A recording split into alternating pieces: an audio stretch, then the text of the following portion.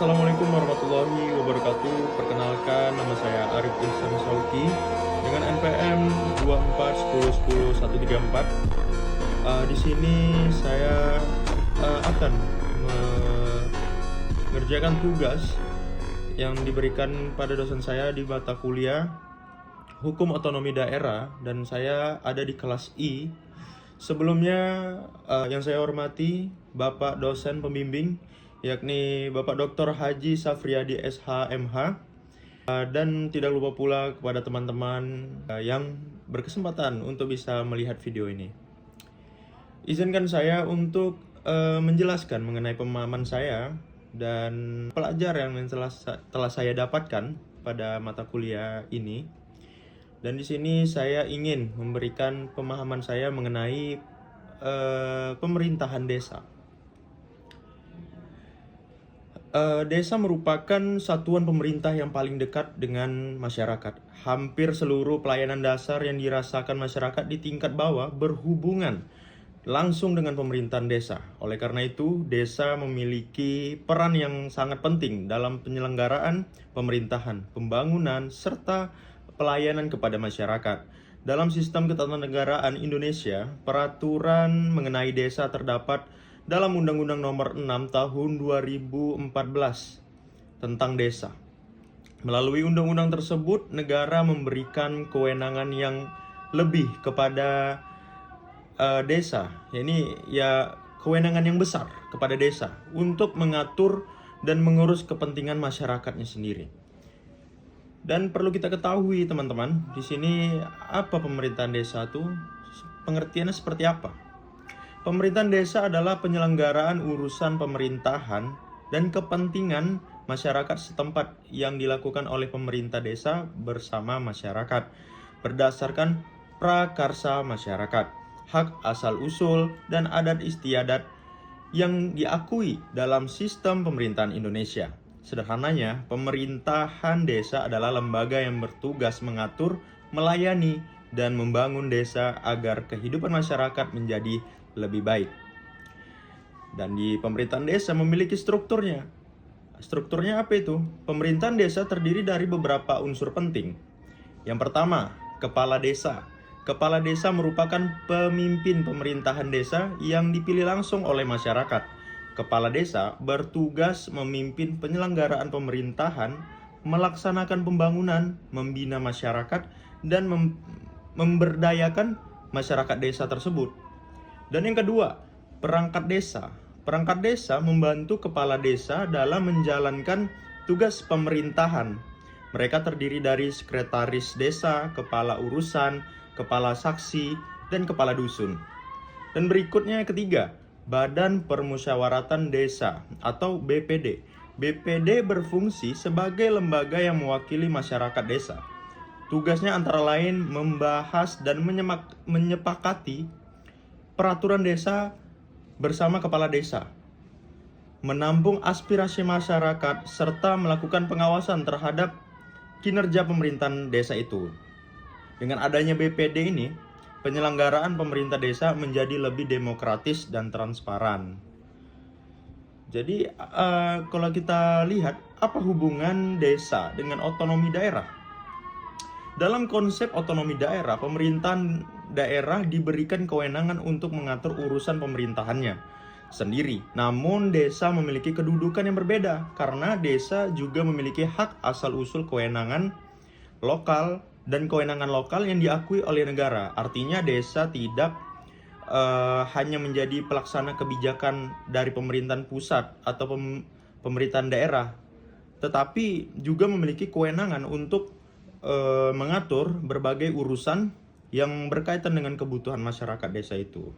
Contohnya adalah pengelolaan dana desa, pembangunan infrastruktur desa, pengembangan potensi wisata desa, serta memperdayaan ekonomi masyarakat yang ada di desa itu sendiri.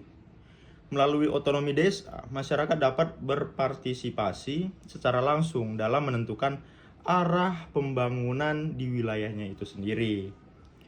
Jadi desa juga memiliki kewenangan teman-teman. Secara umum desa memiliki kewenangan. Dan apa saja kewenangan itu? Yang pertama, kewenangan berdasarkan hak asal-usul. Berdasarkan hak asal-usul. Dan yang kedua, kewenangan lokal berskala desa. Dan yang ketiga, kewenangan yang ditugaskan oleh pemerintahan pusat, pemerintahan provinsi, dan pemerintahan kabupaten atau kota. Dan yang keempat, kewenangan lain yang diberikan sesuai dengan ketentuan peraturan perundang-undangan. Jadi harus tetap mengikuti aturan perundang-undangan, tetap ada aturan di atasnya.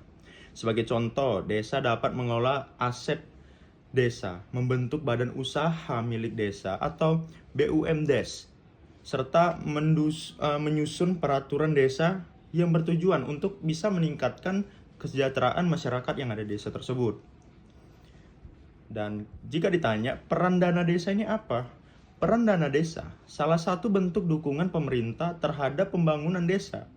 Ini adalah suatu perhatian pemerintahan pusat kepada desa, adalah melalui dana desa. Dana desa berasal dari anggaran pendapatan dan belanja negara atau APBN yang disalurkan kepada desa-desa untuk mendukung pembangunan dan pemberdayaan masyarakat. Dana desa ini dapat digunakan untuk pembangunan jalan desa, jembatan, sarana air bersih, bantuan usaha masyarakat, ketahanan pangan, serta program-program yang mendukung kesejahteraan warga itu sendiri. Jadi ini sangat menguntungkan bagi warga desa itu. Namun penggunaan dana desa ini harus dilakukan secara transparan, akuntabel, dan dapat dipertanggungjawabkan agar tidak terjadi penyalahgunaan anggaran. Jadi walaupun ini desa, tapi tetap memiliki tantangan pemerintahan desa ini. Walaupun terlihat kecil, namun tantangan juga sama seperti pemerintahan yang ada di atasnya. Meskipun memiliki peran yang sangat penting, pemerintahan desa juga tetap menghadapi berbagai tantangan. Beberapa di antaranya adalah keterbatasan sumber daya manusia, kurangnya pemahaman terhadap administrasi pemerintahan, pengelolaan keuangan yang belum optimal, serta potensi penyalahgunaan kewenangan. Oleh karena itu, diperlukan peningkatan kapasitas aparatur desa, pengawasan yang baik, serta partisipasi aktif masyarakat agar pemerintahan desa dapat berjalan secara efektif dan sesuai dengan prinsip good governance atau tata kelola pemerintahan yang baik. Jadi di sini kita dapat menyimpulkan teman-teman. Sebagai kesimpulan, pemerintahan desa merupakan bagian yang penting dalam sistem otonomi daerah karena menjadi pemerintahan yang paling sangat dekat dengan masyarakat desa. Dengan masyarakat. Desa ini memiliki kewenangan untuk mengatur dan mengurus kepentingan masyarakat berdasarkan hak asal-usul dan kewenangan lokal yang dimiliki melalui kepala desa, perangkat desa, dan BPD. Pemerintahan desa berperan dalam memberikan pelayanan yang baik, melaksanakan pembangunan yang baik, serta meningkatkan kesejahteraan masyarakat. Dengan pemerintahan desa yang transparan, terus partisipatif dan akuntabel, tujuan pembangunan dan kesejahteraan masyarakat desa dapat tercapai secara lebih optimal. Jadi sebegitu pentingnya transparansi, kejujuran dalam mengatur pemerintah. Saya rasa cukup sekian teman-teman penjelasan yang saya sampaikan. Apabila ada kata-kata yang mungkin kurang tepat atau penjelasan yang kurang memuaskan, saya pribadi memohon maaf sebesar-besarnya kepada teman-teman dan berterima kasih atas perhatiannya yang sudah teman-teman berikan.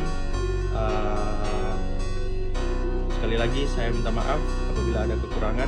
Wabillahi taufiq wal hidayah. Assalamualaikum warahmatullahi wabarakatuh.